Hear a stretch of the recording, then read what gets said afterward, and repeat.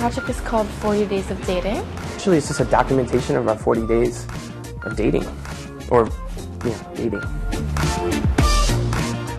Tim is a bit commitment phobic, likes to date many girls at once, and I fall a little bit too quickly for guys, sometimes.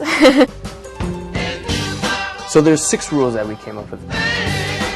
Seeing each other every day, going on a weekend trip together, seeing couples therapists once a week. We weren't allowed to see or date or have sex with anyone else. The idea was basically just us recording what happened and what we were feeling day to day. There's 8 questions every day that we had to fill out. Did you see each other today? How do you feel about this relationship? Did you learn anything new about Jessica or Timothy? After the experiment was over, we kind of put everything together and then posted it on this blog where you could see side by side what each of us were thinking for that day. What's really fascinating is seeing how we interpret the same events really differently. She wrote that I wanted to go camping upstate New York, but I don't camp. Like when he was texting me, he thought he was flirting with me, and I thought he was actually getting jealous. She couldn't believe I don't like avocados, But it's not that I don't like avocados. It's that it really it upsets my stomach.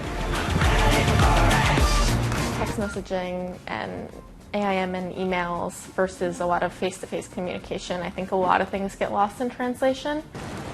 Jessica and I were both byproducts of our generation. Everything is so accessible. We can go on OkCupid, you can go on Match.com, and you can shop for your mate. It's a weird thing to do, and because of all these options, everyone thinks they can do better. By far the most fun for me was the hand-holding day. So for 8 hours, no matter what, we couldn't let go. It was actually, you get used to it pretty quickly, and it was fun. Doing something dangerous. I'm gonna turn the water on for you. No. See, it helps, right?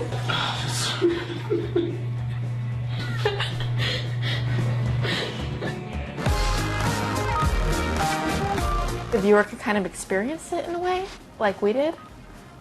Post it day by day. A lot of people actually think it's live, and so people are, rooting for us, or they're against us, or we're Team Jesse or Team Tim, and it's like really, there are more people more Team Jesse.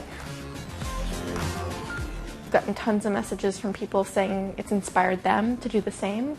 I think it's also just part of who we are as people, like men and women right there in a nutshell,